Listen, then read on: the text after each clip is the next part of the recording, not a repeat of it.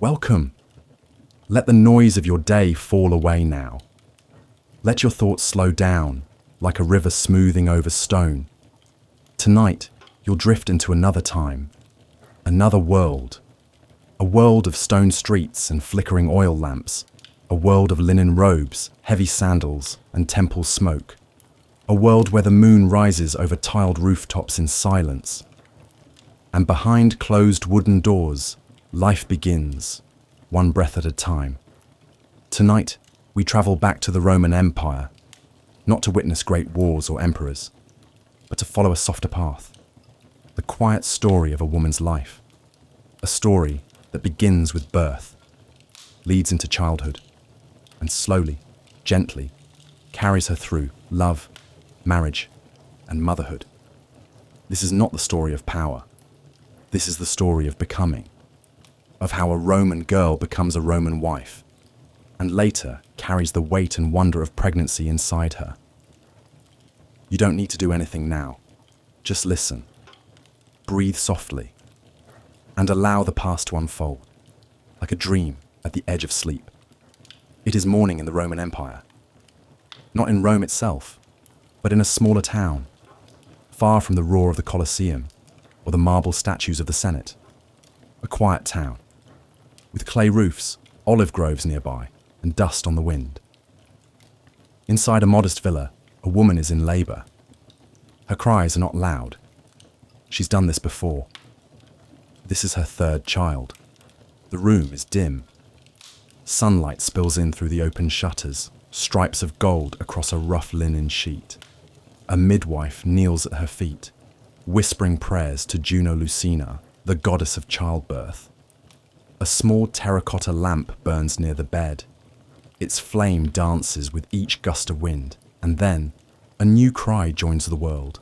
A girl, a Roman girl, not celebrated, not mourned, just accepted. She is swaddled, her forehead lightly rubbed with olive oil, and placed on her mother's chest. No doctors, no fanfare, just quiet survival. She has no name yet. Roman girls often didn't, not until later. For now, she is just a daughter, a small, warm weight in a world run by men. From the moment she is born, her future is already shaped. She will not vote. She will not own property unless her father allows it. She will not serve in the military or speak in the forum, but she will hold the home. Bear children and marry, likely before her body finishes growing.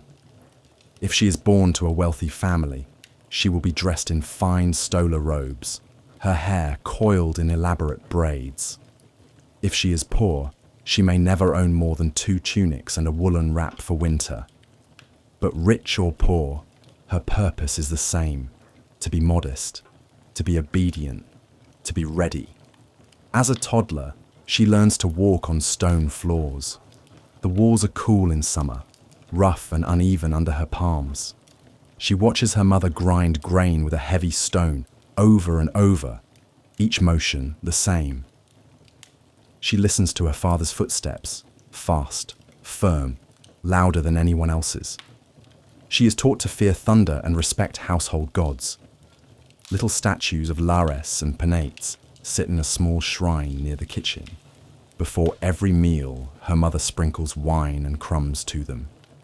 By age 5, she is taught to lower her eyes when speaking to a man, to cover her shoulders, to speak softly, if at all. Sometimes, she peeks at the boys running in the street, their tunics loose, knees scraped, voices free. But she stays behind the doorway, hidden in the shadow. Her mother tells her, a girl's worth is in her silence, in her patience. And so, she listens. She watches. She learns to become small. Under Roman law, her father holds full authority over her life. A concept called patria potestas. He decides who she marries, whether she keeps a child, whether she lives under his roof or is sent to another. Even once she is grown, her name will not be her own. She will be called after her father's genes, his family name. If he is named Julius, she will be Julia, one of many, a copy, And yet, not every father is cruel. Some cradle their daughters like treasure. Some whisper jokes into their ears. Some, silently, hope their daughters find peace, even within this narrow world. But the rules remain. She is raised not to lead, but to follow. By the age of 10, she begins to change. Her face softens. Her waist narrows. Her chest begins to rise. Her mother begins to speak of modesty more often, of posture, of purity. Roman men, especially older ones, begin to glance her way. She does not understand why yet, but her father does. Suitors will come soon. In Rome, a girl could be betrothed as young as 12. Some were married even earlier, especially in wealthy families eager to secure alliances. Not all men were cruel, but many were indifferent. They wanted heirs, property, status, and a girl, quiet, young, untouched, was seen as an ideal offering. Some men pursued girls even younger, disguising their desire as honor. The law permitted it. Society ignored it. Only the women whispered about it, in kitchens and courtyards, voices hushed. Despite the limits, her life is not always sorrowful. She finds joy in the smell of baking bread, in the splash of cool water drawn from the well, in the laughter of her sisters, braiding each other's hair, in the soft songs her mother sings during long afternoons. She learns to embroider, to mix herbs, to knead dough. She listens to her grandmother tell stories of old gods and strong women, goddesses who had power, if only in myth. She holds those stories close, like fire in her chest. At night, her house grows quiet. Her mother feeds the hearth. Her father drinks diluted wine, speaking of taxes and neighbours. Her brothers sleep with the easy breath of boys who carry no burden yet. She lies awake sometimes, staring at the wooden ceiling beams, wondering what kind of man will choose her, wondering if she'll bleed on her wedding night, wondering if her body will betray her or save her. She doesn't have the words for it yet, but already she knows. Her body is no longer just hers. It is watched. It is counted. It is waiting. And so she sleeps. A Roman girl in a Roman world, unaware of the full journey ahead, of love, of struggle, of motherhood, unaware of the weight she'll carry soon, unaware that in time she will feel life flutter beneath her ribs, and become more than just a daughter or wife.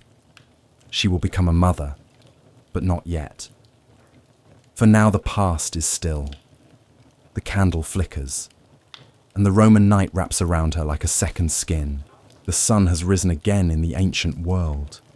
Dust dances through the light that spills across the floor of a Roman villa, and the small girl we met before, the quiet daughter, the nameless shadow, begins to grow. Not in rebellion, not in boldness, but in the shape the world gives her. She does not know it yet, but she is being trained, not to read, not to rule, but to become what Rome requires. From the time a Roman girl could walk, she was observed, watched for grace, for posture, for self-control. She learned not by speaking, but by mimicking. Her mother's folded hands, her grandmother's bowed head at the household altar, the way older girls kept their eyes lowered when a man entered the room. No one sat her down and said, "This is who you must become." Instead, the lessons were woven into daily life, invisible threads, tightening around her as she grew. She was taught to sit straight, to eat slowly, to speak only when asked. She learned that her laugh should not be too loud, that her clothing must be modest, that her hair, even as a child, should be neat and controlled. And more than anything, she was taught to listen. Her mother was her first teacher, not through books, but through rhythm, the rhythm of duty. She watched her mother rise before dawn to light the hearth fire, watched her kneel before the lararium, the household shrine, offering thanks and protection to the family gods. She saw her mother check the bread dough, the oil jars, the salt stocks. She saw her sort wool, oversee slaves if they had them, correct the servants, instruct the younger children, all without raising her voice. And she began to understand. A Roman woman must be quiet, but never idle, obedient, but never weak. Her mother never said the words, but the message was clear. Your duty is your strength. Your silence is your safety. In a Roman household, time was not marked by hours. There were no clocks ticking loudly on the wall. Instead, time was felt through repetition. The grinding of grain each morning, the folding of linens in the courtyard, the scent of wet clay in the water jugs, the sound of her father's sandals on the stone, always the same. But for girls, there was another clock, a hidden one, the clock of their bodies. Every Roman mother watched her daughter closely as she reached age 10, then 11, then 12. Was she bleeding yet? Did her hips begin to widen? Did men in the marketplace linger when she walked past? Because once her body changed, her childhood ended. In the eyes of Rome, she was no longer a child. She was potential. In Rome, a woman's value was tied to one word: pudicitia, modesty, chastity, honor. A Roman girl who smiled too freely was whispered about. One who walked alone could be judged. A daughter who spoke her mind could ruin her family's name. This was not simply culture, it was law. It was social currency. If a girl was seen as impure, even without proof, her chances of marriage were damaged. And without marriage, her future vanished. No home, no children, no security, just shame, and in some households, beatings. So she learned early. Don't speak too loudly. Don't run through the street. Don't be seen alone with boys. Don't let your eyes linger too long. Don't be a burden. At night, when the work was done, the candles low, she sometimes dared to ask her mother small questions. Were you scared when you married father? Did it hurt the first time? What happens when you carry a child inside? Her mother would glance toward the door, make sure no men were near, and answer in whispers. She'd speak of duty, of strength, of how women survive. She rarely spoke of love, rarely of pleasure, almost never of choice. Even Roman girls were expected to maintain beauty. If she was from a wealthy home, she'd be taught to pluck her eyebrows with fishbone tweezers, to use crushed rose petals as cheek stain, to rub pumice stone on her legs to remove hair. Her hair was her crown, long, oiled, and bound into braids or buns. She could not cut it short. That was for slaves or disgrace. She might wear a locket called a bulla for protection, but once she came of age, it would be taken away. Girls could be punished for looking plain, but also for looking too bold. She walked a constant line, pretty but pure, visible but not too noticed. Around age 12 or 13, everything changed. Men began to look at her with different eyes, not as a child, but as a prize. She felt it first in the market, a man's eyes lingering too long, a joke made under breath. She was taught to ignore it, to walk faster, to stay close to her mother. But at home, she heard the whispers. He's a wealthy man. He has no sons. He needs an heir. He's older, yes, but respected. She realized they were not talking about her. They were talking over her. Her future was being planned. And she wasn't invited into the room.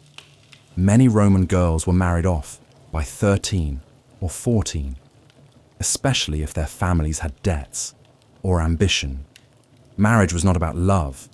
It was about alliances, property, honor. She might be given to a man twice her age, a stranger, a man with a house, a title, and expectations. Some girls were lucky. Their husbands were kind, patient, even protective. Others were not. Some men treated their wives like property. Some demanded obedience, silence, submission, even pain. Roman law did not protect girls from their husbands. There was no age of consent, no requirement for gentleness. And so, many girls entered marriage with fear in their bellies, and no words to describe it. The first time her body bled, her mother didn't celebrate. She simply nodded, prepared warm water, gave her clean cloth, and said quietly, "You're ready now." Ready for what? She didn't say. But the girl understood. She had crossed a threshold. She was now, legally and culturally, a woman, even if she still felt like a child, even if she still longed to climb fig trees or laugh in the orchard. And yet, joy still lived in her.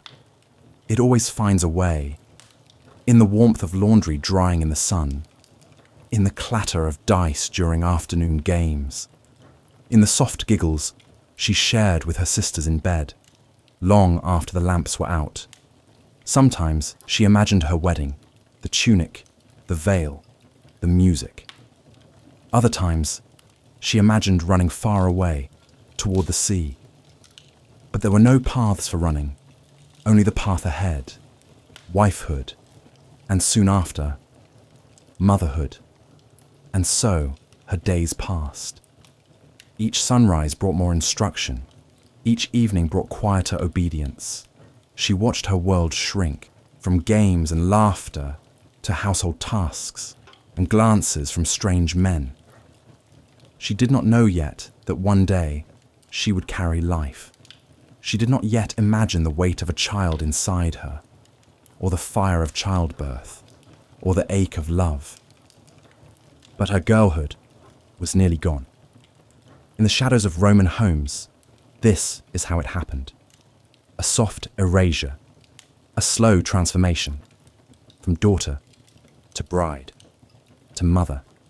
And still, she would be called simply wife of a Roman man, not by her own name, but by his. The world a Roman girl entered was built by men.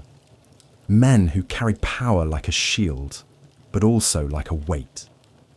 Their hands shaped the city's stone, their voices commanded markets and courts, but also their eyes roamed freely over the women in their lives, the daughters, the wives, the strangers in the street. In Rome, power was not just political, it was personal, and often it was harsh. Tonight, we follow the gaze of Roman men to understand why they acted as they did, why some were kind, but many were not, and how the pressure of that gaze shaped a girl's fate before she even knew it.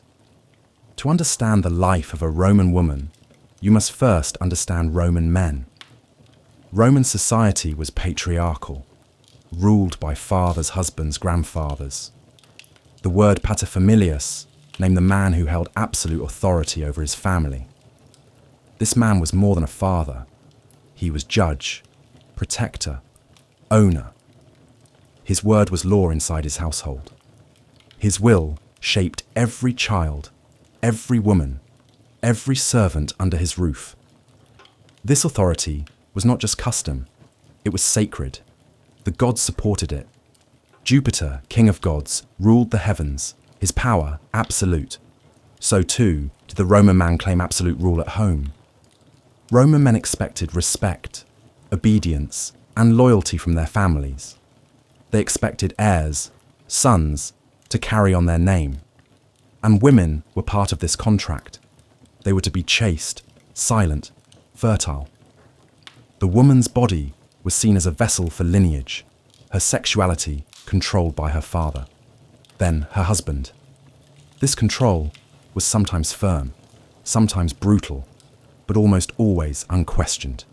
Men's gaze was layered, at times admiring, the softness of a daughter's cheek, the careful braid of a wife's hair. At times possessive, a look that said, "You belong to me." And sometimes the gaze hardened, eyes that demanded, that expected, that refused refusal. Young girls learn to recognize these looks early, at market, at baths, even in their homes. Older men might approach with compliments that felt like commands. "You will be mine soon," they said. Not a question, an assertion. Some men courted gently, others with sharp words or rough hands. Not all Roman men were kind.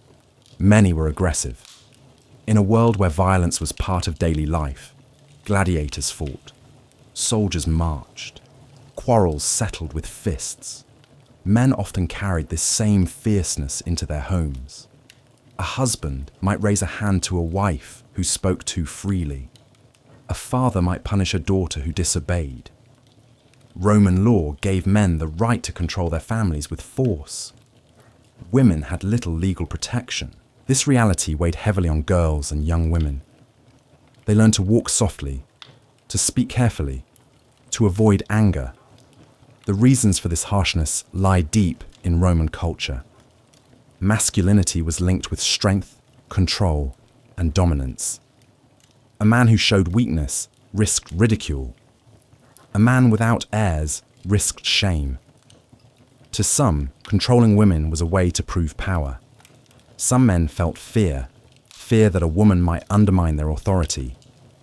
Others acted from habit, violence accepted as part of life. Roman writers reveal how men thought. The poet Ovid described women as delicate, needing control. The historian Tacitus noted that men sometimes showed cruelty behind closed doors. Philosophers like Seneca advised moderation, but even they accepted male authority. Women's voices are quieter in these texts, but their presence is felt. Roman families married daughters young for many reasons: political alliances, financial gain, consolidation of power. A young bride was a symbol of purity and promise. Older men sought young wives to secure heirs. Girls became pawns in a larger game. The age difference could be wide, sometimes decades. For men, the marriage was a transaction. For girls, it could be a trap. The pressure to marry early and accept male authority was heavy. Many girls felt fear. Many felt helpless. The weight of expectation pressed on their bodies. Some never found kindness in their husbands. Others found moments of tenderness, rare and precious. But always, the power imbalance remained. Despite dangers, Roman women found ways to live fully. They built friendships. They cared for children. They practiced quiet acts of resistance, withholding affection, protecting daughters, sharing knowledge. Some gained influence through motherhood. Others found power in prayer and ritual. The female world was hidden, but not empty. It is important to remember, not all Roman men were cruel or violent. Some were gentle fathers. Some were loving husbands. Their behavior was shaped by personality, education, and circumstances. But the system allowed, even encouraged, male dominance. This shaped the lives of every girl and woman. The gaze of Roman men was a force, shaping how girls grew, how women lived. It was a pressure that could break or bind, and it shaped the story of pregnancy, marriage, and motherhood. Because under this gaze, a woman's body was never only her own. As the seasons turn and the girl grows, the day comes when her life begins to change forever. In the world of Rome, marriage is not a union born of love alone. It is a contract, a promise, a carefully calculated arrangement forged in the shadows of ambition, family honor, and property. For a Roman girl, marriage is the moment her childhood fully fades. It is the point where her voice quiets and her path narrows. Tonight, we step through the doorway of a Roman marriage, to walk the quiet halls where vows are exchanged, alliances sealed, and futures determined. In the Roman Empire, marriage was never simply about two people joining in love. It was the joining of families, the binding of fortunes, a tool for securing influence and legacy. A father's authority stretched beyond the home into the social fabric of the city, the village, the countryside. His daughter's marriage was a statement, a declaration.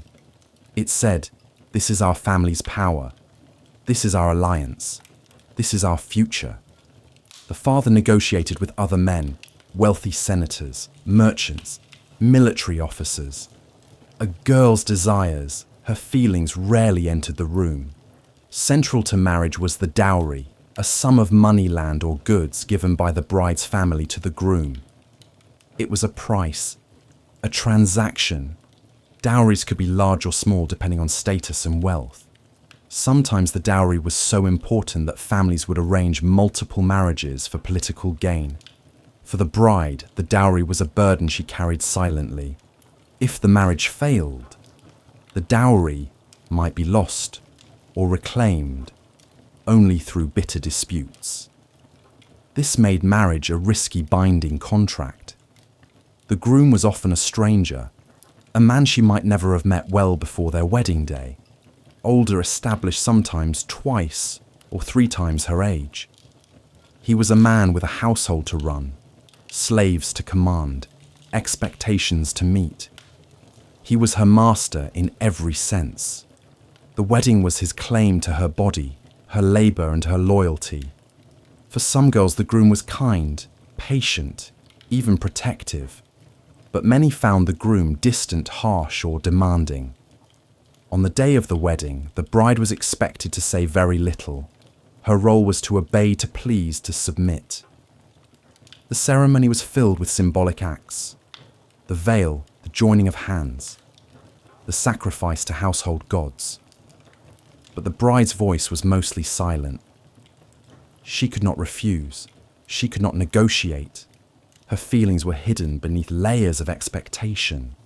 The wedding day was a mix of joy and solemnity. Early in the morning, the bride bathed in water infused with flowers and herbs. Her hair was styled, carefully braided and crowned with ribbons. She wore a toga praetexta, a special robe with a purple border, a symbol of purity and status. Guests gathered to witness. Feasts were held. Toasts made to Juno, goddess of marriage and childbirth. Yet beneath the celebration lay a current of anxiety. The bride knew the evening would change everything. The consummation of the marriage was the bride's passage into adulthood. Some brides approached this night with hope for love, for acceptance, for the possibility of happiness. Others approached with fear. Would it hurt? Would the groom be gentle or cruel? Would she be able to bear children? No one spoke openly about these questions. She learned to hide them. For a Roman husband, the wife was primarily valued for fertility. Bearing children, especially sons, was a duty. The husband expected obedience in all things in the household, in public, in intimacy. If the wife failed to conceive, suspicion and blame often fell on her alone. Her body was a vessel for legacy, nothing more. The marriage bond could be tight and unbreakable. Divorce existed, but was complicated, often humiliating, and rare for women who lacked resources. Many wives lived in a state of controlled vulnerability, their lives ruled by husbands who could be loving or harsh, or sometimes both. The law offered them little protection. Within the walls of the home, the power dynamics of Rome played out daily. The wife was expected to manage the household slaves, servants, food, children. She was both manager and prisoner. Her influence could be subtle, but her freedom was limited. Yet within these limits, many women carved out spaces of quiet strength. For some girls, early marriage brought security, social status, and even love. They gained a home respect and a clear role. For others, it brought fear, pain, and loss of childhood. Men married young girls for many reasons: ambition, inheritance, alliance. Women married men. They barely knew, sometimes decades older. Both men and women were bound by the expectations of society, some willing, some resigned. Families played a critical role in marriage decisions. Fathers negotiated fiercely to secure the best match. Mothers sometimes acted as intermediaries. Brothers might protect or pressure. The bride herself had little say. Pressure came not only from adults, but from peers. Other girls marrying older women, warning her of dangers. Marriage could raise a family's status or cement its position. Wealthy merchants sought ties with noble families. Soldiers married daughters to secure pensions or lands. Each marriage was a thread in Rome's vast social tapestry. For the bride, the thread was thin and fragile. Gifts were exchanged, signifying alliances and new roles. The groom gave a ring, often iron or gold. The bride received a bulla protective locket, soon to be replaced by symbols of marriage. These objects carried meaning beyond their material value. They marked the bride's transition from girl to wife. The bridal chamber was both sacred and fearful. It was the space where her body would be claimed, where her fertility would be tested, where hopes for heirs would be born or dashed. The bride entered this space surrounded by rituals, prayers, charms, attendants. But once alone with the husband, the rituals ended. What remained was silence and expectation. Among women, marriage was a topic of whispered stories. Some shared tales of kindness and tenderness. Others spoke of fear and control. The silence of the wedding night gave way to quiet companionship and shared strength. Midwives, mothers, and neighbors formed a network of support. Marriage changed a woman's identity. She was no longer solely a daughter. She became a wife. She lost her family name, took her husband's. Her social world shifted. Sometimes she mourned her lost childhood. Sometimes she embraced her new role. Entering her husband's home was like stepping into a new kingdom. Rules, customs, and hierarchies awaited. She had to earn her place among servants and family. She had to learn to manage resources and temper tempers. Her success or failure would shape her future. Every Roman home had its lairs and penates, household gods. The bride learned to honor them, to offer prayers for protection. Juno, goddess of marriage, was central to these rites. Prayers for fertility, health, and harmony filled the air. Religion offered a small refuge, a thread of hope. Behind the rituals and duties, the bride carried a private world. Dreams of a happy marriage, fears of pain and loss, hopes for children, unspoken questions about love and loyalty. Days were marked by tasks, managing the home, tending children, observing rituals. Nights held their own rhythms, some peaceful, some fraught. Marriage shaped the flow of time. The bride moved from childhood to adulthood, slowly, inexorably. Within marriage, women found ways to wield influence through managing the household, through bearing children, through relationships with slave servants and family. They built resilience in silence. Marriage was a building block of Roman society. It maintained order, created alliances, and ensured legacy. For women, it was both prison and sanctuary, both loss and possibility. Marriage demanded much: emotional labor, physical endurance, silent sacrifice. Wives bore pain and joy without public voice. Their stories lived in shadows. Marriage often led quickly to pregnancy. Women learned to prepare physically and spiritually. Midwives, rituals, herbs. The transition from wife to mother began in silence. Marriage was not an end, but a beginning, a continuation of duty and life, a link in the chain of Rome's future. The bride's journey had only just begun. The day ends, but the story moves forward.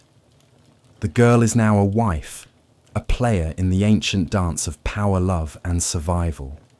The quiet world behind closed doors is waiting. The sun has set. The feast is over. The music has faded into soft echoes down the stone corridors. The guests have returned to their homes. The laughter, the wine, the clinking of silver goblets.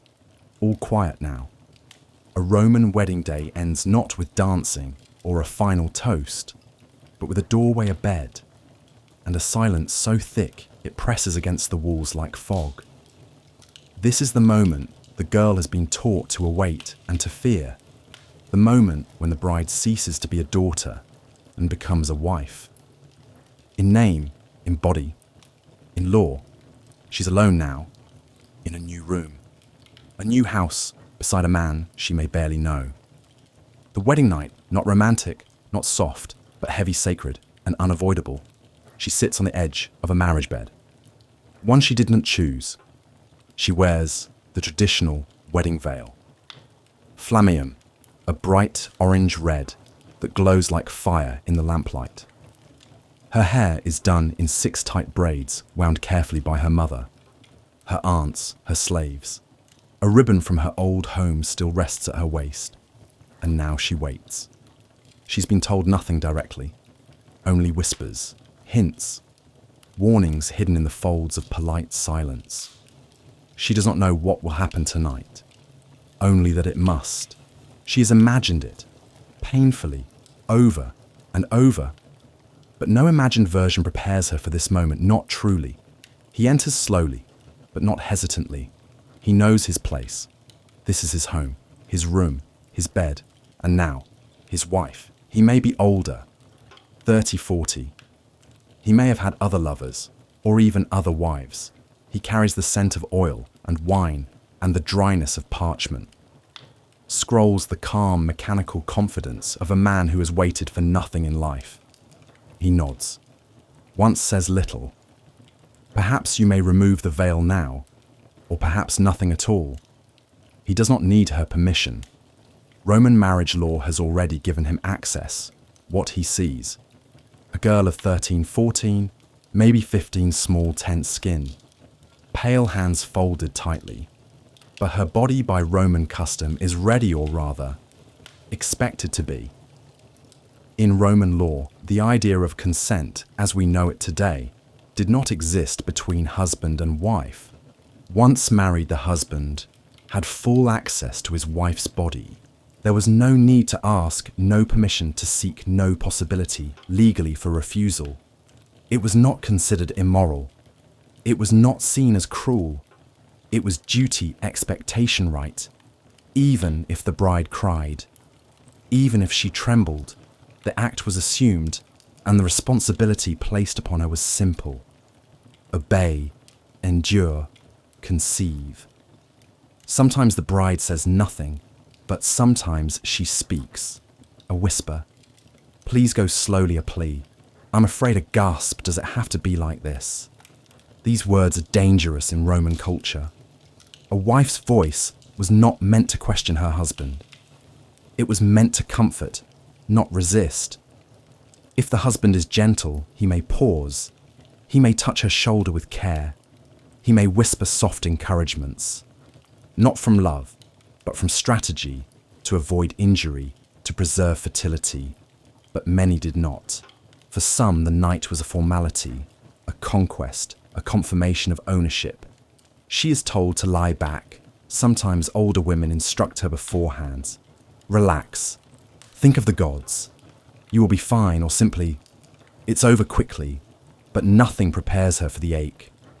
The stretch, the cold press of a stranger's skin, the sense of something stolen. Yet no one calls it theft.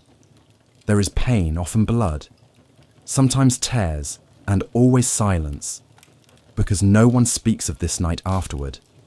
Not the girl, not the husband, not the mother who hears her daughter weep through the wall. Some noble families required proof, blood-stained cloth shown to witnesses. Confirmation that the bride was untouched, pure, fertile. Failure to produce it could result in disgrace, annulment, even punishment. A girl's body was a document, a signature of family honor. If she bled, she was praised if she did not. Suspicion bloomed, but blood was not a guarantee. Every girl was different, every body unique. None of this mattered. What mattered was perception proof, public satisfaction. In Roman culture, female pleasure was rarely discussed and certainly not expected. Husbands pursued satisfaction. Wives bore children. Women were not taught to explore desire.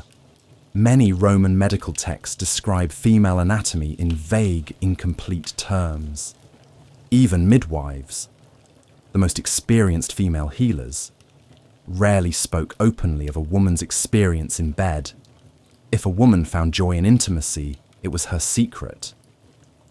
More often she learned to separate her body from herself. When the husband finishes, he may turn away, he may sleep, he may speak a word of approval or offer a perfunctory touch. The wife lies still, her thighs ache, her skin is warm and raw, her heart beats too quickly as though it doesn't belong in her chest. She watches the shadows on the ceiling. She does not cry out loud. She does not ask if he is pleased. She has done what was expected. And tomorrow she will rise early, tend to the fire, and begin her work as a Roman matron. She wakes early, not because she slept well, but because she must. She folds her bedding washers with cold water from a basin, dresses in her stola, now the clothing of a married woman. Her face is pale, her legs tender, but her posture straightens. She knows now what it means to be a wife in Rome. Not in theory, in blood, in skin, in silence. The man who married her may not think about her fear. He thinks about heir's legacy, his name passing on. He may speak of his new wife with pride. She is obedient, she is healthy, she is mine. He might brag to other men over bread and wine. He might return to his duties without another word to her that day. Her name fades behind his. Her voice no longer hers alone. Within weeks, perhaps months, she may miss her bleeding. A sign, a possibility. Pregnancy. If she conceives quickly, the household celebrates. If she does not, questions, begin whispers, herbs, prayers. Sometimes blame falls on her, rarely on him. She becomes not just a wife, but a field in which a seed is expected to grow. A vessel, a mother in waiting. The wedding night is not the last of its kind. It is only the first. Nights of expectation continue, some softer, some sharper, some where she turns away and is turned back.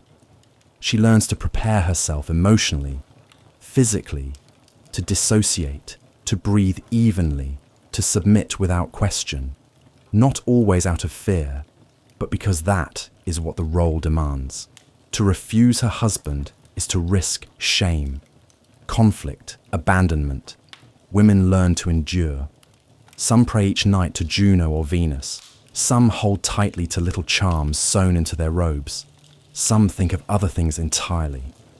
Home children bred, baking birds outside the window. Some find ways to enjoy moments of peace, even if not pleasure. To rest afterward in the warmth of a shared bed. Even if the act itself felt cold, they compartmentalize. They survive. Not every Roman marriage is empty. Sometimes over years respect blossoms. Sometimes the husband sees more than just a womb.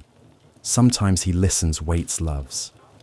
In these rare cases, the wedding night becomes only a first chapter, not a cage. But even then, power remains uneven, even in love. Roman women were expected to remain quiet. The structure of Roman marriage reflected the empire itself. Powerful, ordered, strict. The husband ruled because law and religion said he must. Because Rome admired discipline over empathy. Strength over gentleness. control over compassion. A wife suffering was not a concern for courts or temples. It was private, unseen, endured. Wives spoke to each other in soft tones. At the baths, while weaving, while grinding grain in the kitchen, they shared warnings, tricks, quiet counsel. Don't fight him. He won't change. Try warm honey with herbs. It eases the pain. You're not alone. I remember my first night too. They passed on wisdom in the spaces men did not look. They built sisterhood out of silence. Some women tried to resist. Some refused the marital bed, or avoided it, or faked illness. The consequences could be harsh. A slap, a forced act, public shame. Her father might be summoned. Her dowry threatened her name. Sullied. So most complied. Not out of weakness, but out of realism, out of the need to survive. No one asked her, "Did you want this? Were you ready? Do you feel safe?" Because Roman society didn't think that mattered.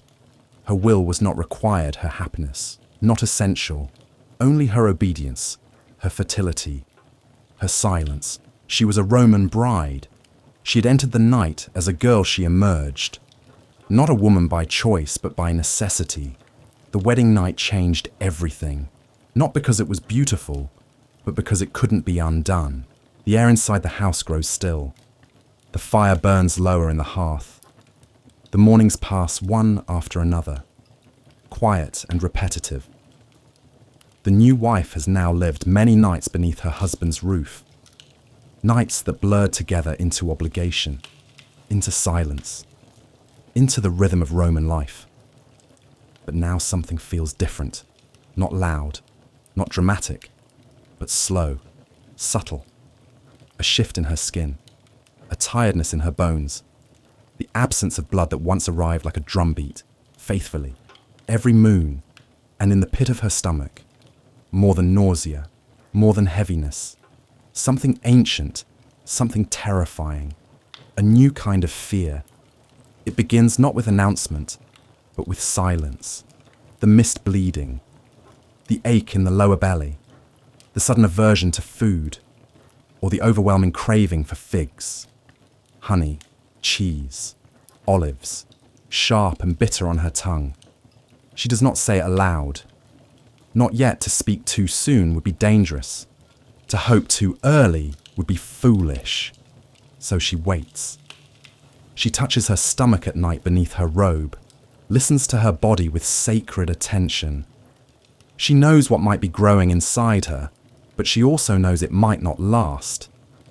The Latin word pregnans means before birth. It does not assume success. It simply begins the story in the Roman world. Pregnancy is not confirmed by tests or tools, only time.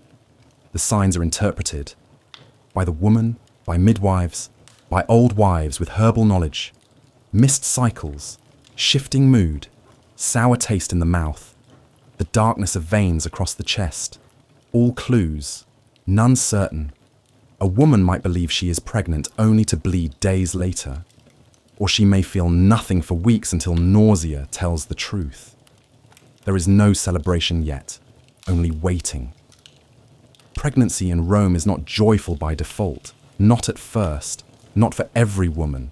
For a girl barely 14, the idea of a child growing inside her is not sweet. It is strange, heavy, frightening. Her body is already unfamiliar from marriage. Now it changes again. Without her consent, her breasts ache, her back throbs, food smells turn her stomach, and above all, her mind spins with questions. Will it hurt? Will I survive the birth?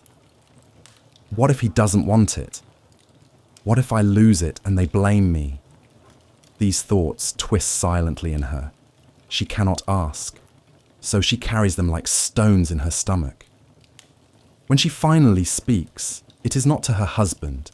It is to a woman, an older woman in the household, perhaps a freed woman midwife, experienced, plain-spoken, practical. She examines the girl's skin, her eyes, her belly. She may press a hand against the lower abdomen and nod, or she may say, "Not yet, wait a little longer." There is no certainty, only the rhythm of cycles and the wisdom of touch. Still, the girl feels seen, and that is a kind of relief. A Roman wife is expected to become pregnant quickly, especially a young one. If months pass with no sign, suspicion grows, but when signs do appear, the fear remains. Not all pregnancies end with birth. Many end early. Unnoticed, unspoken. Miscarriage is common, especially in the first few months. The Roman word for miscarriage, abortus, carries no modern stigma. It is simply a happening, a loss. But it is the woman who carries the risk, physically and socially. If she loses the child, she may be blamed, accused of carelessness, or worse, of interfering on purpose. So she moves carefully. She avoids lifting. She avoids stairs. She prays, and she waits. When she finally tells her husband, if she tells him, he may respond with pride. A pregnancy means a future son, a name passed down, property protected, or he may say nothing, simply nod and carry on. Or, if he is suspicious or cruel, he may accuse her. "Are you sure it's mine? Why didn't you tell me sooner? You don't look pregnant to me." The Roman household may celebrate, or it may grow colder. Pregnancy does not guarantee protection. Sometimes, it increases the pressure. There are no doctors for pregnancy in the early Roman Empire, only midwives, old women with knowledge passed from mother to daughter. They check the pulse, smell the breath, observe dreams and omens. Some say, if a woman's right eye twitches, she is carrying a boy. If her feet swell early, it's a girl. They press warm oil into the belly, tie red thread around the wrists, leave salt beneath the bed to ward off spirits. Some rituals are absurd, others comforting. The woman learns to obey them all, just in case. She is told to avoid raw fruit, to eat garlic, boiled in wine, to avoid fish with sharp bones, to chew mint leaves to calm nausea. She craves strange things. Honey dipped in vinegar, dried dates, burnt barley. Sometimes her husband scoffs at her needs. Sometimes he allows a servant to fetch what she asks. Still, food becomes sacred. It is not just fuel, it is protection for the life inside her, and she feels slowly a second heart beating beneath her ribs. Not literally yet, but sensed, imagined, prayed for. Her breasts swell, her belly grows, soft at first, then round and firm. Her skin darkens in places. Her hips ache. She bleeds from the nose. Sometimes she feels stretched, vulnerable. But she says little of this pain Roman women are expected to endure. Only among other women does she whisper, "My back hurts so much I can't sleep. I feel like my ribs are breaking. I'm so tired I forget my own name." And the older women nod. They do not offer comfort, but they offer truth. Miscarriage is common. If she bleeds, if the cramps come in the night. She says nothing at first. She curls inward, prays it will stop. But when the pain comes sharp and sudden, and the warmth runs down her legs, she knows. She is told to rest, to drink fennel tea, to pray to Diana, goddess of childbirth. Some husbands blame, others do not care. Some women weep, others feel numb. It is the first grief of motherhood, and it comes before the baby is ever seen. Once she passes the first 3 moons, the trimenstruum, she is treated with more care. Midwives say, the danger has passed. For now. She wears amulets now, charms of bone or bronze. She stops bathing in cold water. She avoids sudden noises. She walks slowly, speaks softly. People begin to notice, to nod respectfully, to whisper behind her back. She is full. Some offer her gifts, a fig, a handful of wool, a carved statue of Fortuna. She carries the weight of 2 lives now, and it shows in her steps. In early pregnancy, sleep is fragile. The nights are filled with sweat, dreams of rivers, of babies wrapped in linen, of falling from rooftops. She wakes in the night, hands on her belly, sometimes from pain, sometimes from fear, and once, maybe, from joy, because something shifts inside her, something flutters. Not a kick, not yet, but movement. She is not alone anymore. In public, pregnancy is modest, quiet, the belly is covered, the conversation's polite, but in kitchens, over laundry, in the warm corners of women's quarters, stories spill out. My first was easy. My second tore me in 2. I bled for days, but he survived. Twins feel like storms, and the pregnant woman listens and learns. Her fear is not gone, but it is shared now, and that makes it bearable. She still has many months to go, many more fears, more hopes, but for now, the first stage has passed. Her body has changed. Her mind has changed. The world watches her differently now. Because in the Roman world, she's no longer just a wife. She's a vessel of legacy, of power, of life. And soon, the next trial will begin. The first signs have passed. The bleeding has not returned. The nausea fades slowly, like a storm retreating behind hills. She still feels tired, still forgets things, still moves as though wrapped in fog.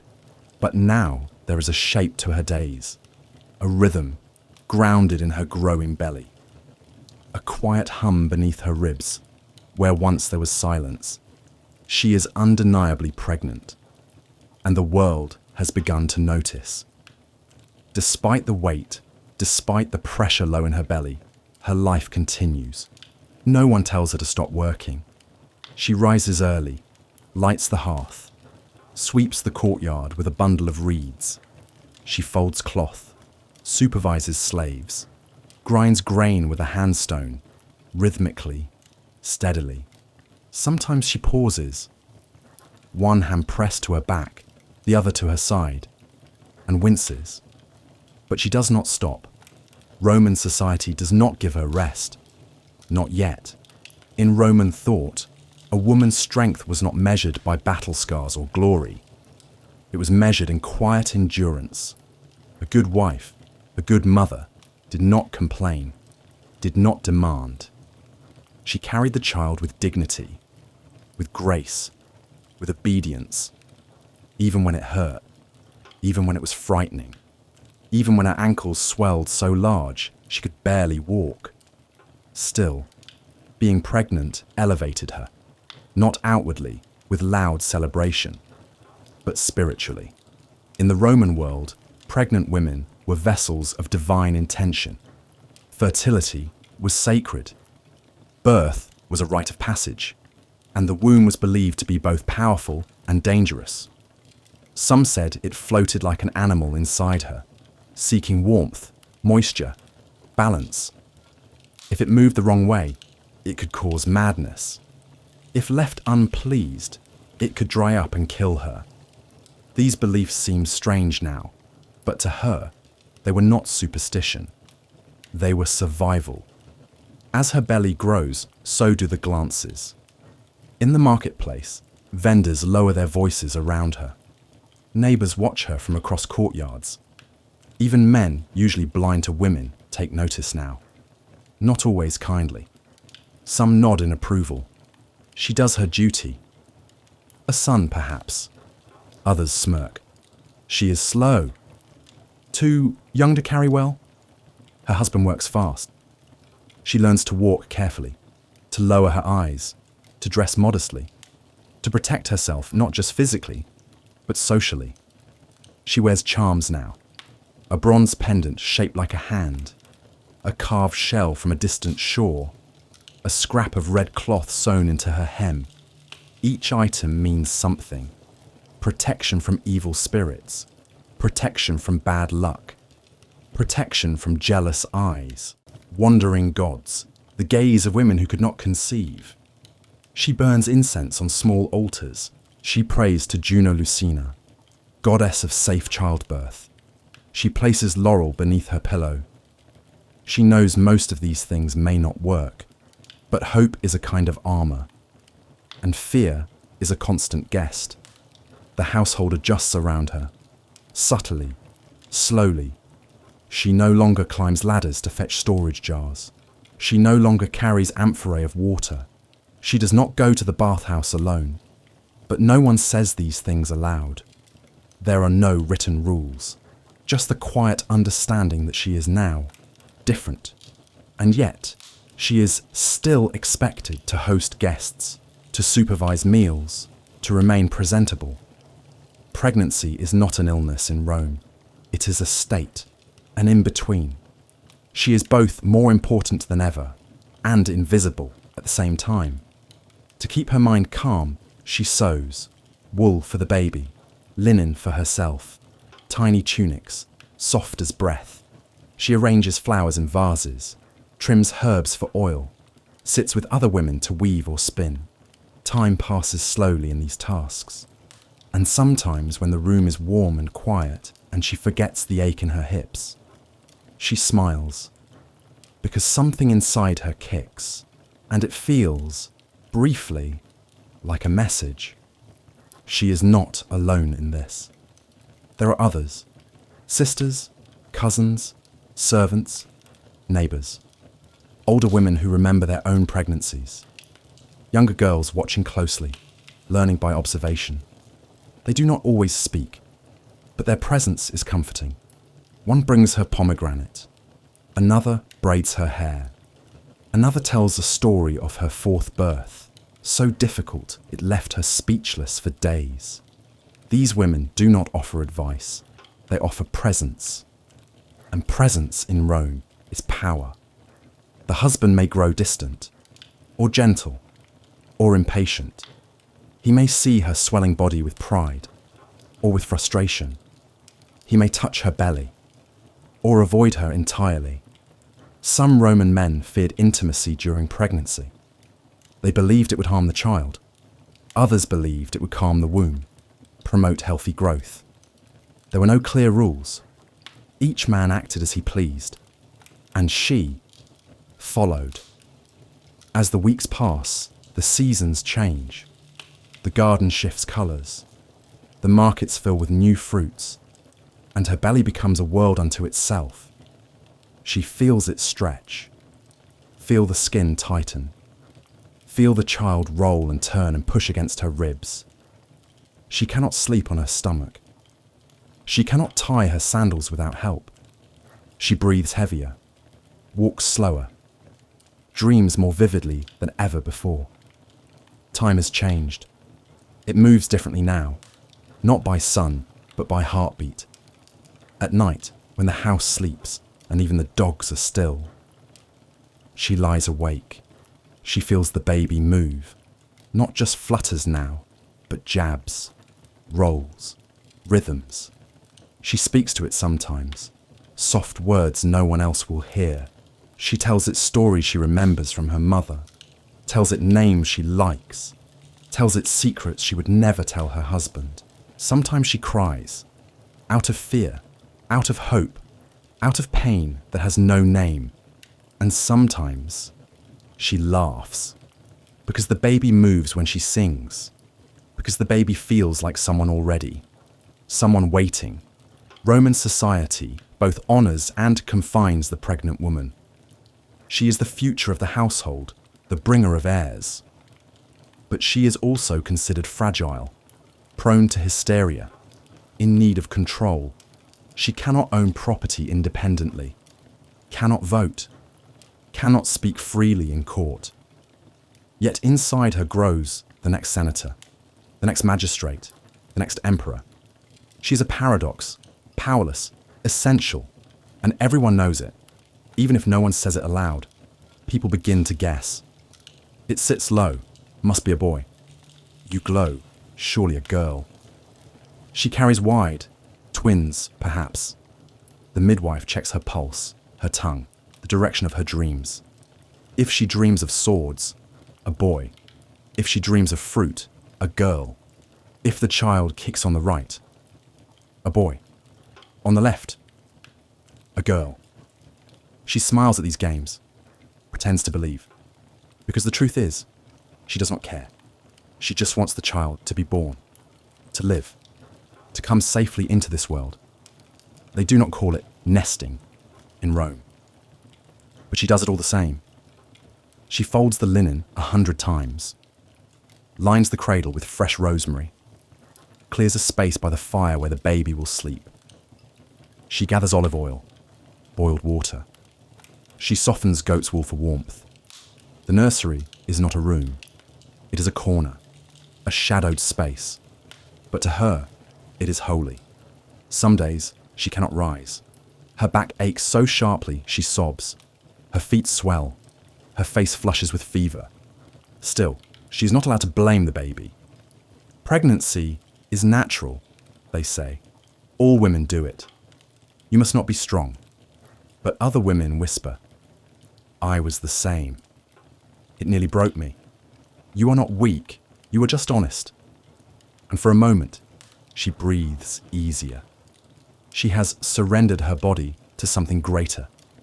To her husband, to the gods, to the future. She no longer eats only when hungry, sleeps only when tired, moves only when she wishes. She is shared now by the life inside her and the expectations outside her. But in the quietest moments, she reclaims it, with a hand on her belly, with a song sung alone, with a whispered prayer not to Juno, but to herself. You are doing well. You're still here. You are still you. The days pass slowly. The child grows stronger. The house prepares. And she waits. Not with joy or fear or pride alone, but with all of them together. Because in the Roman Empire, pregnancy is not just physical. It is spiritual, political, deeply personal, and it shapes every breath she takes. The moon has come full again, then again, then again, and now. The waiting is almost over. She feels it in her bones, in her breath, in the way the whole world seems to hold its breath when she steps into the light. She is full now, her belly round, stretched, luminous. The child inside her has grown restless, pressing and shifting and kicking with force. The women in the household exchange glances. The midwife begins to visit more often. Her husband speaks less. And the mother-to-be, she dreams of water, of fire, of being opened. She knows the time is near, and she is afraid. She is told to rest, not by the men, but by the older women who have seen this moment before. She is not to walk too far, not to lift anything heavy, not to stand too long in the heat, not to sit too long in the cold. She lies on woven mats, sips broth sweetened with honey and thyme, massages her belly with warmed oil. Her feet are swollen. Her ribs feel bruised from the child's kicks. Sleep escapes her like a mischievous bird. Every small pain makes her pause. Is it starting? Not yet, but soon. Birth in Rome is not treated lightly. It is not a routine moment. It is a crossing, a gamble, a holy terror. Even the strongest women may not survive it. There are no hospitals, no anesthesia, no surgery that can safely open the body and then close it again. There are only hands, herbs, prayers, and the strength of the mother. A strength no one else can carry for her. As the birth nears, her body is prepared. She is bathed, not quickly, but carefully. Warm water is poured over her back. Her feet are scrubbed, her fingernails trimmed, her hair brushed and braided tightly, to keep it from tangling in sweat and fear. A small charm is hung above her bed, an image of Juno Lucina, protector of births, or a carved figurine of a goddess holding a baby in one hand and a knife in the other. It is both blessing and warning. When the signs begin, tightening in the belly, pressure in the hips, sudden pain like a lightning flash, the midwife is summoned. She arrives with a small satchel of tools, olive oil, swaddling cloths, a curved knife, bundles of dried herbs, fennel, rue, hyssop, and something for luck, a smooth stone or carved bone. She takes command quietly. She clears the room of unnecessary people. She asks for silence, and then she watches and waits. She does not rush. Birth, she knows, comes in its own time. The pain builds slowly, then quickly, then slowly again. Waves, pressure, fire inside the pelvis. The woman groans, grunts, curses, weeps. There is no shame, no need to pretend. She is doing the oldest work of all, and it burns. The midwife watches her breathing, counts it, guides it, in through the nose, out through the mouth, as though she can breathe the child into the world. In the birthing room, often a small chamber at the back of the house, other women gather. Not many, just 2 or 3. Sisters, slaves, aunties, the woman's own mother if she's still alive. They do not touch, not unless asked, but they sit near, whisper encouragement, fan the woman's face, offer warm broth between contractions. Their presence is a tether, a reminder that she is not alone, even if she must do this alone. Labour is not quick. Sometimes it takes a full day, sometimes 2, sometimes longer. The woman drifts between waking and dreaming, pain and numbness, terror and peace. She forgets her own name. She bites her fist to keep from screaming. She kicks her legs against the wall. She begs the gods to make it stop. And then she begs them to make it work, because by now, there is no way out but through. When the time comes, when the midwife sees the signs, she brings the woman to the birthing stool. It is a wooden seat, shaped like a crescent, open in the middle, low to the ground. 2 women hold her arms. One supports her back. The midwife kneels between her legs, and the mother pushes. Once, twice, again, harder, longer, deeper, until the room is filled with sound. Not the cry of the baby, not yet, but the roar of the mother. And then, silence. Sometimes, the child does not come. Sometimes it is stuck, sideways, lifeless. Sometimes the mother bleeds and will not stop.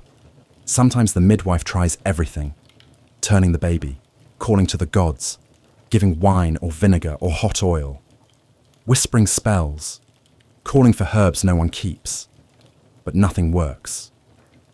And in those cases, the silence becomes permanent. The room darkens, not because the sun has set, but because the life inside it has gone, and there are no words for that. But sometimes the child slips into the midwife's hands, slick, warm, breathing. A cry pierces the air. The women gasp. The mother collapses, and the world for a moment is new. The child is wrapped. The cord is cut with a flint blade.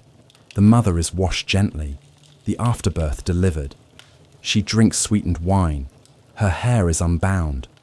The gods are thanked. And the child is placed on her chest. And everything is different now.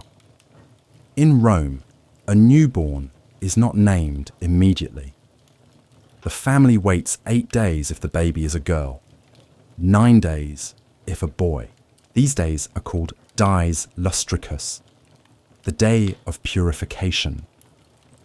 Before that, the child is not fully human in the eyes of the law, not fully alive in the eyes of the gods. Too many die before then. But if the child survives, on the 8th or 9th day, a feast is held. The father lifts the child in his arms. The name is given, offerings are made, and the child becomes, officially, a citizen of Rome. The woman who just gave birth is not the same person she was before.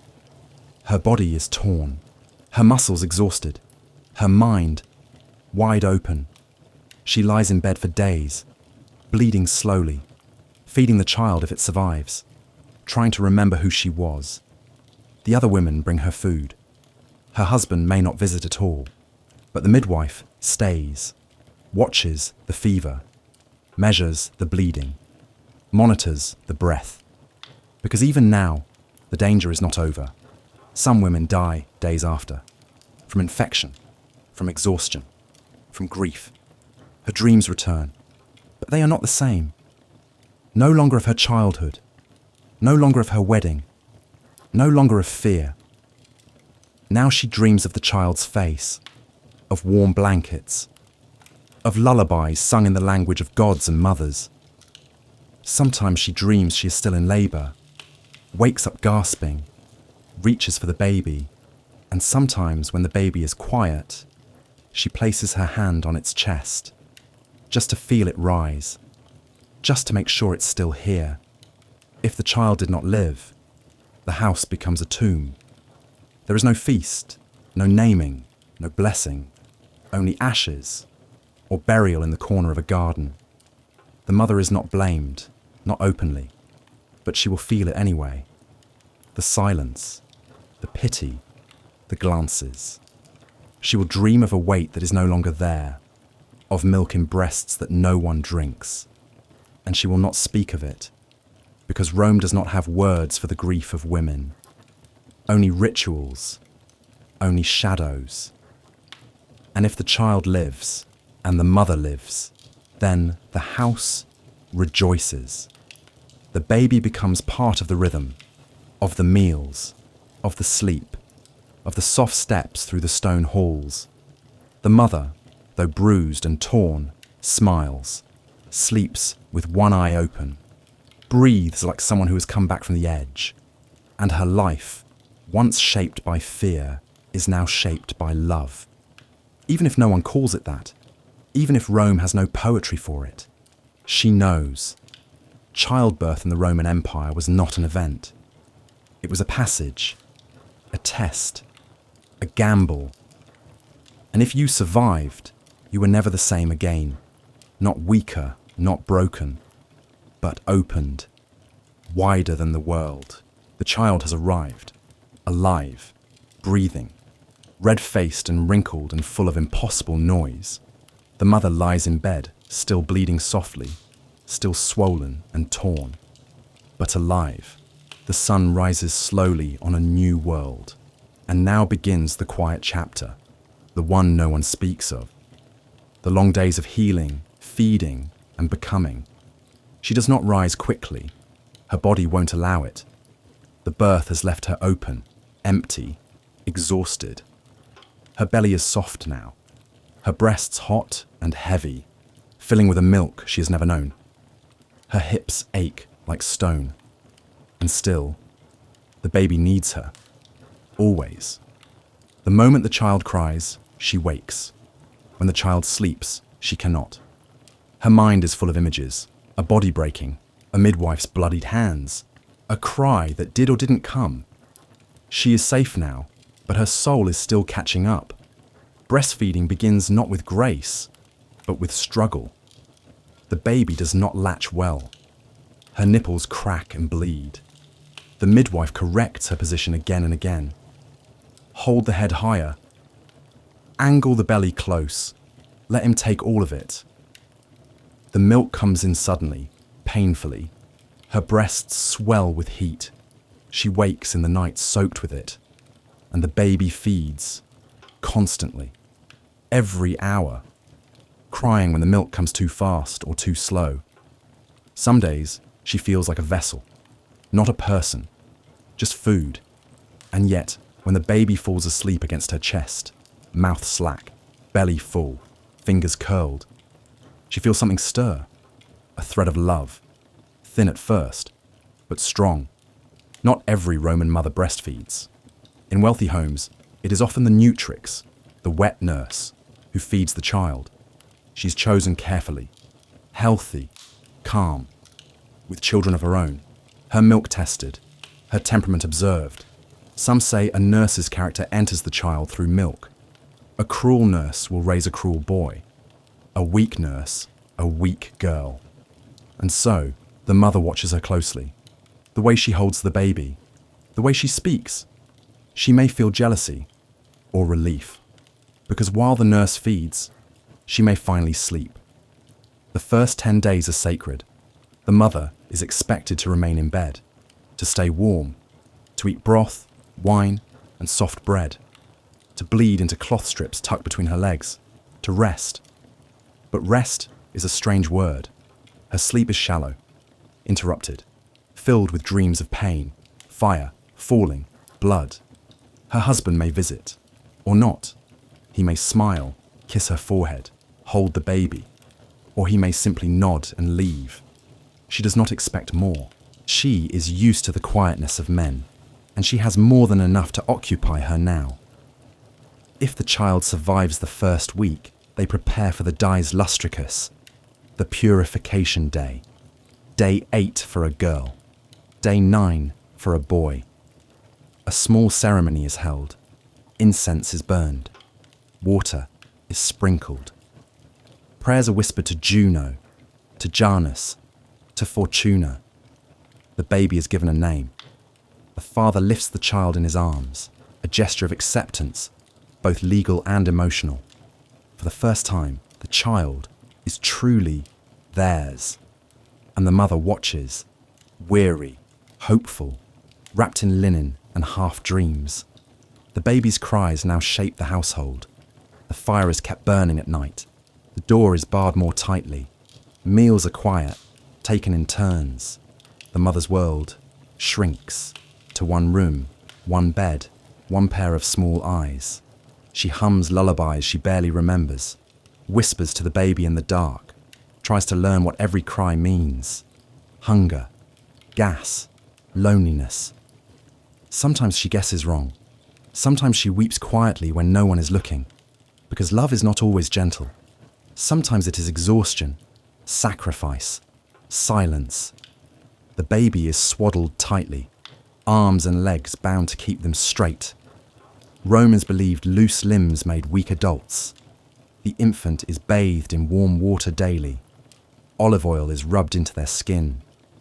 Amulets are tied around the neck for protection from spirits, illness, jealousy.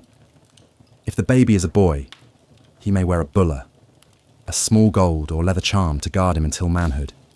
If a girl, a coral necklace, for peace, for purity, for fertility someday. The mother watches closely, checks the baby's colour, their stool, their cry. She learns what is normal, what is not. And when something feels wrong, she trusts her instinct, even when others dismiss it.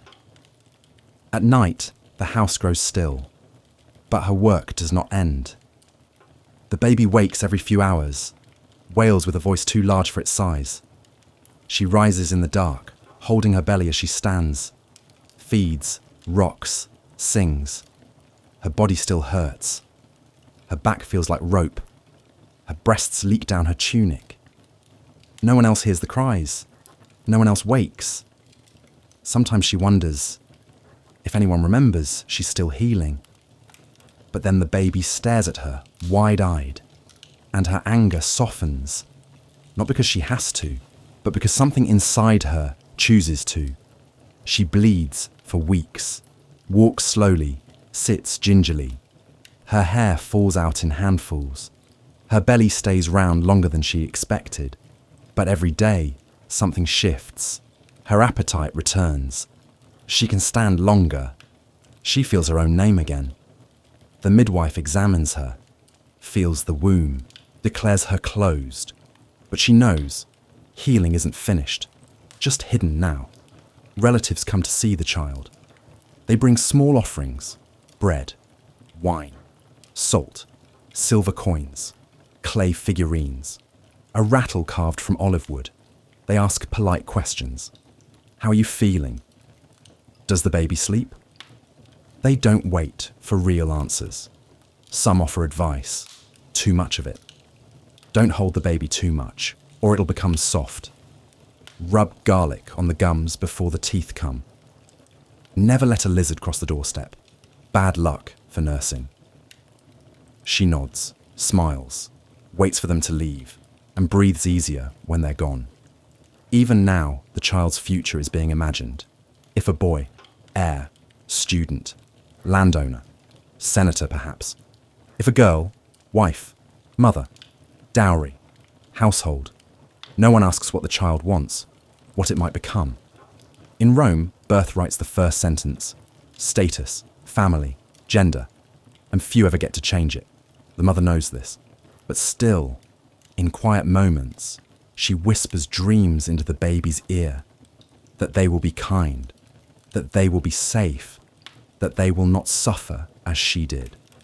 The birth is behind her, but it echoes in everything, in how she walks, in how she speaks, in what she fears. She is not who she was before, and she will never be her again. And that is not a loss. It is a layering. Some mothers feel love the moment they see the baby. Others grow into it. It is not failure. It is simply a path. For some, love feels like lightning. For others, like moss. Slow, green, quiet. She holds the baby against her chest, feels the soft weight, watches the tiny hand open and close, and she thinks, I am not sure I understand love, but I know I'd wake up for you, again and again, even when I can't keep my eyes open, and that is enough. She doesn't know what's ahead, not really. Sickness, teething, first steps, first words, loss, joy. But she knows this. She's no longer alone in her body, no longer just a daughter or a wife. She's now a mother in the Roman Empire, in the eyes of the law, the gods, the household, and herself. And that means everything is changed, not loudly, not all at once, but in the quietest way, the deepest way, the most human way. One heartbeat, one breath. At a time, the days are no longer marked by sunrises and sunsets. Now, time moves by feedings, by cries, by moments of stillness that seem stolen from the gods. The child is no longer a mystery curled in the womb. It is here, a creature of sound, hunger, warmth, and need, and the mother. She's still healing, still learning, still becoming. This is the first year, the beginning of everything. Each morning begins the same. She wakes to the baby cry, barely light in the courtyard, dew on the stones. She lifts the child, still heavy with sleep, feeds it, changes it, soothes it with humming, with heartbeat. The fire is stoked, the water boiled, the linen checked for stains and rot. There is no rest, only repetition. And yet, there is peace in the pattern, peace in knowing that her days, while small, are full. In the first year, the child never sleeps far from her. In poorer homes, the baby shares her bed, swaddled tightly, nestled at her side. In wealthier homes, a cradle stands nearby, rocked gently by a servant's foot as the mother rests. There is no concept of sleep training, no expectation of full nights. Babies cry, mothers rise. That is the way of things. Sleep is not for the mother now. It is for the child, and for the gods, who do not tire. If she nurses the child herself, it is a bond of breath and skin. If a nurse is employed, she watches closely, the child's weight, its colour, its stools. When the child grows older, perhaps after 6 or 7 months, solid food is introduced. Boiled barley, soft cheese, watered wine, mashed dates, sometimes sweetened with a bit of honey. Some customs are old and strange. Rubbing the gums with garlic to prevent illness. Blowing smoke over the child's head to chase away spirits. Tying a red thread around the wrist to ward off envy. Science has no place here. Only instinct and inherited rituals. The baby wears little. In warm seasons, often nothing at all. In winter, wool is wrapped around its body, a small tunic tied with string. The swaddling continues, arms tight to the sides, legs straight. To a Roman eye, a child's limbs must be trained, controlled, disciplined. It is not kindness they value, it is form, order, posture. Still, when no one is looking, the mother may unwrap the child, let its arms stretch, let its legs kick. She smiles at its small rebellion and swaddles it again, gently. Even now, in its first year, the baby is not fully protected by law. If it dies, it is mourned. But quietly, especially if it is a girl, especially if it is the second or third. Roman law allows the paterfamilias, the male head of the household, to decide whether the child should be kept. Exposure is legal, common. But this child was accepted, named, celebrated. It has a place now, a cot, a future, a mother who will not let it go. She carries the child with her as she works. To the courtyard, to the laundry basin, to the olive grove, to temple, slung across her back or hip in a shawl, propped on a blanket beside her while she weaves. The child gurgles, grabs at fabric, sucks on its fingers. It is not placed in a crib for long, not kept in isolation. A Roman baby lives among adults, learns by listening, learns by watching. Silence is not expected of them, only survival. To be an infant in Rome is to be vulnerable. Disease, jealousy, demons, all are feared. So the child is protected with symbols. A wolf's tooth, a phallic charm, a smear of ash on the forehead. Salt is sprinkled in corners, incense burned before naps. The door swept 3 times after visitors leave. If the baby laughs in its sleep, it is said the gods are playing with it. If it cries for no reason, a curse may be near. The mother watches carefully, she believes, because belief feels like control in a world where she has very little. She rarely leaves the house, not because she cannot, but because she no longer wishes to. Her universe has shrunk to the baby's breath, the weight of her own limbs, the rituals of feeding, washing, soothing, rocking. Sometimes she misses her old self, the girl who danced during festivals, the woman who walked confidently through the market. But she does not grieve her. She is not gone.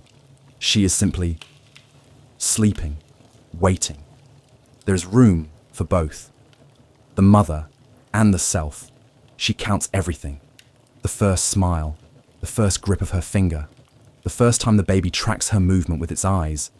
Later, the first rollover, the first tooth, the first laugh that sounds like a song. Each milestone is met with awe. Not loud praise, but quiet reverence. The gods are thanked, the baby is kissed. The cloth is marked with a red thread. She is recording history, not in scrolls, but in memory, in hands, in warmth. She never stops fearing.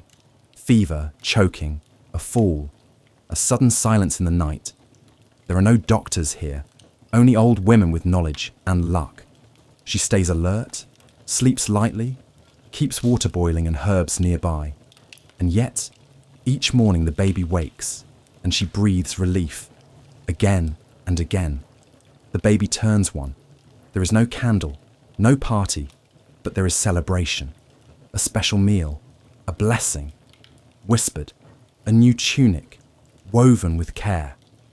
And the mother looks at herself, not in a mirror, but in the shape of her days. She is not who she was, but she is whole. She is worn, softened, sharpened. She is no longer waiting to become. She already is. The first year has passed. The baby, no longer a bundle of helpless limbs, now walks. Not gracefully, not often without falling, but still. It walks, and everything changes. The mother, once tethered to the rhythm of feeding and rocking, finds herself chasing, teaching, watching, worrying in new ways now. This child is not only alive, it is growing, and so is she. In Rome, a child's earliest years are marked by survival. But after the first year, survival becomes structure. They are no longer just babies.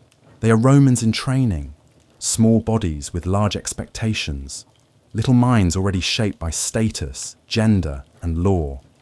And the mother, she is now more than a nurturer. She becomes a shaper, a keeper of form and habit, a quiet architect of the child's place in the world. A Roman household is not just a home, it is an institution. Slaves, servants, older children, elders, all play roles. The child is watched constantly, not only for protection, but for formation. Are they obedient, quick to speak, too wild, too soft, too bold? The mother feels this pressure. Every tantrum, every spill, every refusal to eat. She wonders, is this normal? Or is this failure? If the child is a girl, her path is already whispered, not loudly, not cruelly, but clearly. She will not go to school like her brothers. She will learn at home, to weave, to cook, to keep the fire fed. She will be taught modesty, obedience, cleanliness. She will carry a doll, not for play, but as preparation. Someday, at marriage, she will offer it to the gods, as a sign she is done being a child. But for now, she holds it close, sleeps with it, talks to it like a friend. Her world is small, but it is hers, and the mother watches her, not with sadness, but with a quiet kind of hope, that she may find peace, even in the boundaries. A boy's future is broader, but heavier. By the age of 7, he may leave the mother's world entirely, handed to tutors, trained in law, in rhetoric, in swordsmanship. But now, in these years between toddler and student, he plays. He is rough, loud, curious. He throws pebbles, pretends to be a general, asks impossible questions. He is expected to be strong, but not yet wise. That is the father's job, later. Now, he belongs still to the mother, and she relishes it. Even when exhausted, even when ignored, she knows these years are brief, and she loves him with an ache that tightens each time she sees how fast his feet grow. The baby is no longer a bundle, it is a person. And so, her days shift. She teaches speech, slowly, patiently. The names of things, bread, bird, sun. No, she teaches care, how to wash, how to hold a cup, how to wipe a nose or cover a sneeze. She teaches presence, how to sit still during a meal, how to greet a guest, how to be seen, but not disrupt. These are not formal lessons. There are no scrolls, no ink, no desk. But the child learns all the same, from her voice, from her sighs, from her silences. Still, the child is not safe. Roman children die often, from fever, from worms, from bad water, from curses, from fate. Every cough is a warning, every rash a test. The mother watches their colour, their appetite, their sleep. She burns herbs near the bed, hangs amulets by the cradle. She whispers to the gods, not for wealth, not for glory, just one thing. Let my child see the spring. Roman mothers believe in fate, in Fortuna, the goddess who spins luck like thread, in spirits that linger at thresholds, in omens carried on birds and dreams. A spilled cup might mean a bad year, a snake in the garden, a change of fortune, a sudden silence from the child, a sign something sacred has passed through the room. The mother does not challenge these ideas. They are not superstition. They are structure. They make sense of what cannot be explained. And in a world with little medicine, little mercy, belief is its own balm. Children still play, with dolls carved from ivory, with clay animals, with hoops and knuckle bones, with each other. They laugh loudly, chase shadows, invent stories, and the mother watches, for a moment, forgetting her role and remembering her own childhood. She smiles, lets the dishes wait, the loom rest, and plays too. In Rome, discipline is not separate from love. Children are corrected early. A slap, a stern look, a withheld treat. Respect for the father is law, but it is the mother who enforces it in the earliest years. She trains the posture, the manners, the silence, because later, when the father begins to shape the future, she wants her child ready, not afraid, but formed, like clay waiting for the fire. More than manners, more than rules, the mother teaches how to feel, how to comfort a sibling, how to sit in grief, how to recognize beauty in music, in kindness, in light. She teaches that strength does not always shout, that silence is not always weakness, that service can be sacred. And though Roman law will remember the child's father, the child deep down will always carry the mother's voice, even when grown, even when far away. As the child plays, the mother weaves. Not just cloth, but legacy. Each thread is a reminder of patience, of presence, of what it means to hold the world in your lap and shape it gently. At 7, the world shifts again. If the child is a boy, his education begins. His time with the mother shortens. If a girl, the path to womanhood quietly starts. Whispers of betrothal, of dowries, of expectation. And the mother, though still here, feels the edge of her work. Not the end, but the next chapter. On the morning of the child's 7th birthday, the mother braids their hair, wraps their tunic, kisses their forehead. And as they leave the courtyard to study, to train, to grow, they glance back, just once, and she smiles. Because that glance means, I know who I am. Because you showed me. The daughter is now growing, no longer just a child in her mother's arms, but a young woman in the making. Each day brings subtle changes. The curves of her body soften. Her voice deepens. A single braid becomes 2. She lingers near mirrors, admiring the thread-like lines of her hair. And in the household, the air shifts. The mother senses it before anyone speaks. Betrothal is coming in Roman families. The tutelar, the father's guardianship, still holds legal power. But the mother now guides a daughter into another family's orbit. Her education continues with the loom, the hearth, prayer, and silence. But now it's also lessons on marriage, on obedience, on her place. Preparing a daughter for betrothal is soft grief, quiet pride, and fierce hope. Intertwined, fathers, brothers, uncles, sometimes mothers negotiate alliances. They weigh status, dowry, political gain, and family honor. The daughter may have little voice, but her mother listens, feels. Would he be kind? Would he treat her as herself, not just as a vessel? These are whispered fears, but hope lives in every corner of her quiet prayers. On the day of betrothal, sponsalia, the girl dresses differently. A white stola, simple jewelry, a braid tied with ribbon.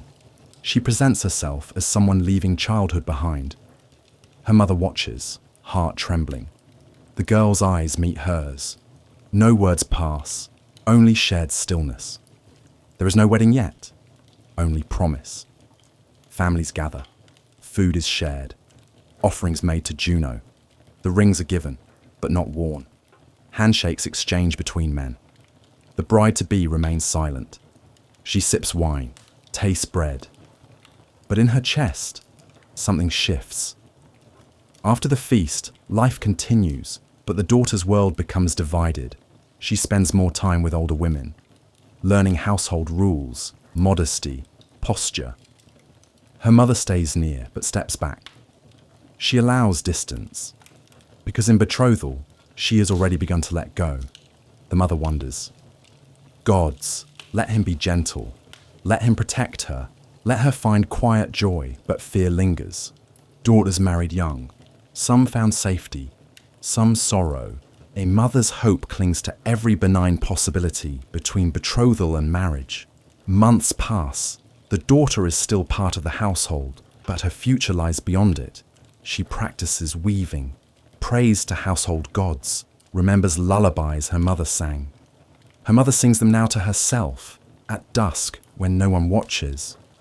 Under one roof, both mother and daughter shift. Tasks are shared differently.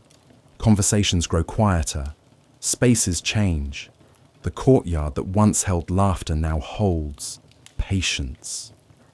The hearth stays warm, but its flame flickers between past and future. Even as her daughter leaves, she remains teacher.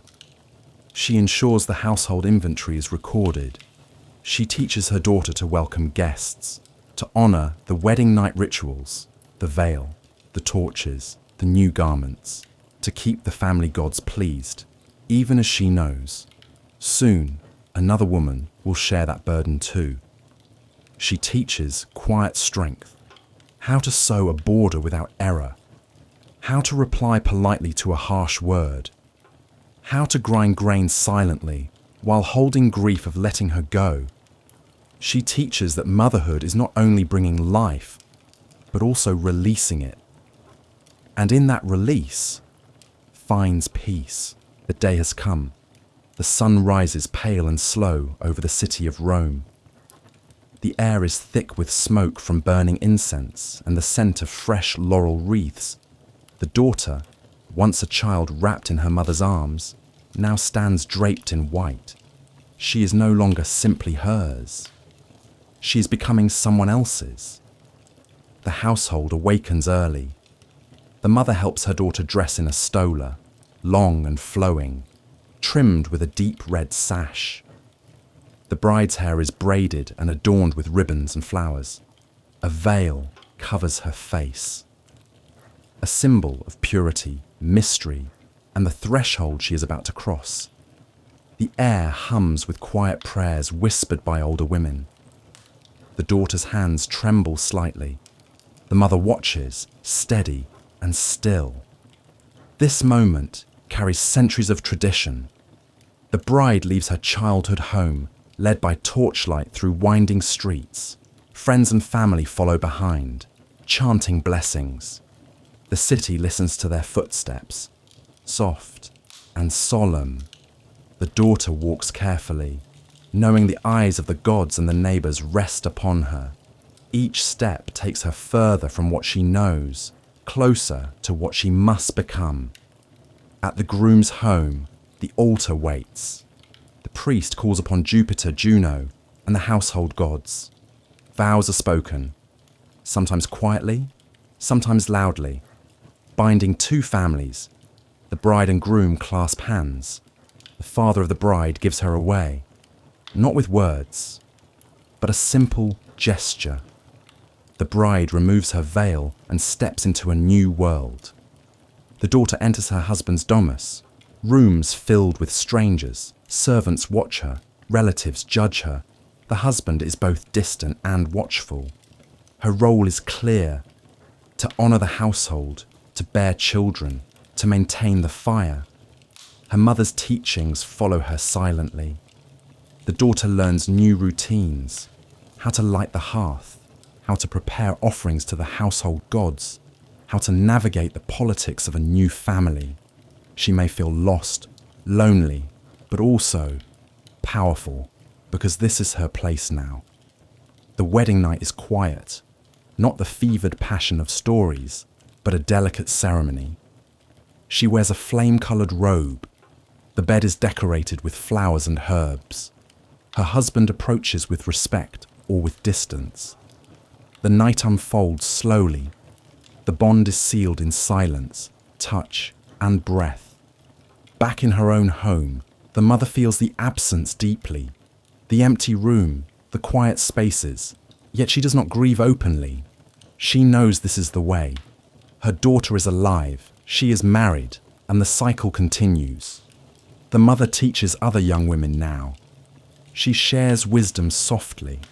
Her voice carries the weight of experience. Her eyes hold the memory of love and loss, and through her, the legacy of Roman womanhood endures.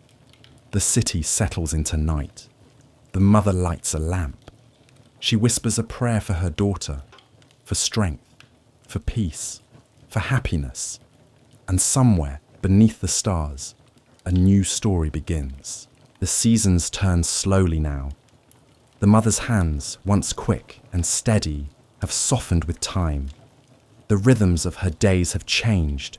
She watches her granddaughter play in the courtyard, sunlight catching her curls. Her daughter is now a mother herself, and the years, like threads of a worn tapestry, weave quietly around her. She is no longer the center of a bustling household.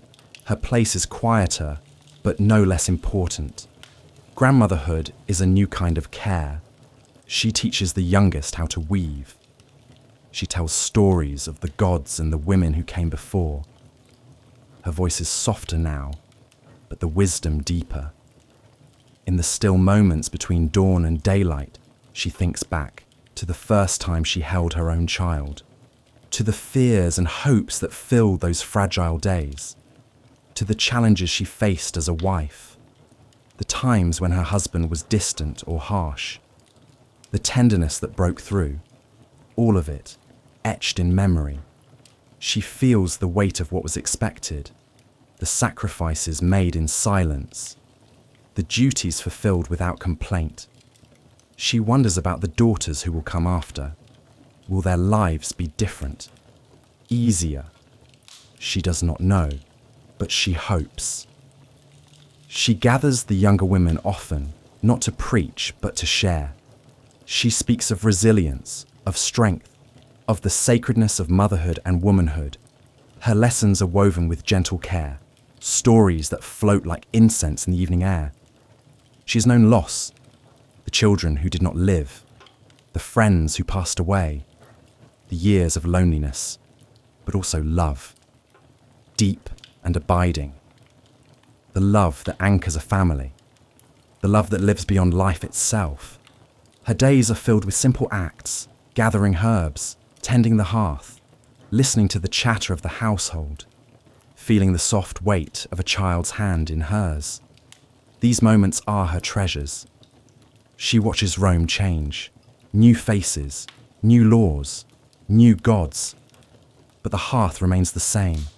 The stories, the prayers, the rituals, they endure. She knows her time is nearing, not with fear, but with acceptance. She thinks of the legacy she will leave, the women who will carry on, the children who will remember. And in the quiet night, she finds peace. The night is deep and still. The city of Rome breathes quietly beneath the stars, within a simple home. The mother sits by the hearth, her eyes tracing the flickering flames. Memories swirl like smoke, soft, elusive, yet vivid. She thinks of the women before her and those yet to come. Her story is one thread in a vast tapestry, woven with strength, sacrifice, love, and endurance.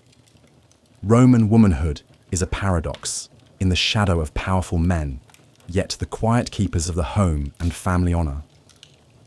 From mother to daughter, a legacy is passed, not always spoken, but deeply felt. She recalls her own mother's hands, calloused from work, gentle in touch, the prayers whispered in secret, the lessons taught without words, the strength learned in silence. Marriage is a contract, binding not only two people but families, fortunes, and futures. The daughter's wedding was both a beginning and an end. The mother remembers the nights of anxiety before her own marriage, the fear of loss of freedom, of safety, yet also the hope for children, for continuation. She contemplates how the roles of wife and mother shape a woman's life, not just through duty, but through love and determination. The hearth is more than fire. It is life itself, feeding the family, warming the body and spirit, center of prayer and ritual. The mother's hands have kept this fire alive for decades. She has tended it through joy and sorrow. And now, she watches as her daughter and granddaughter take up the same sacred task. Children are both fragile and fierce. They carry the hopes of their families. The mother reflects on each child she has raised. Each life a story. Some cut short by fate, others flourishing under the gaze of the gods. She wonders if they will remember her, not in grand monuments, but in quiet moments, in stories told by firelight. Rome changes with each generation. New rulers, new customs, new gods and old. The mother sees these changes with both fear and acceptance. She wonders how future women will live. Will they be freer, happier? The answer is lost in the turning of seasons. Belief is the thread that weaves past and future. She remembers the charms hung on cradles, the prayers whispered to Fortuna and Juno, the rituals to ward off evil spirits. These acts are both protection and comfort. They bind women together across centuries. Her identity is not only as mother or wife. She's a keeper of stories, a bearer of wisdom, a silent pillar holding her family through storms. Her strength is quiet but unyielding, and it flows through the generations. Life is like weaving cloth, threads of joy and sorrow intertwined.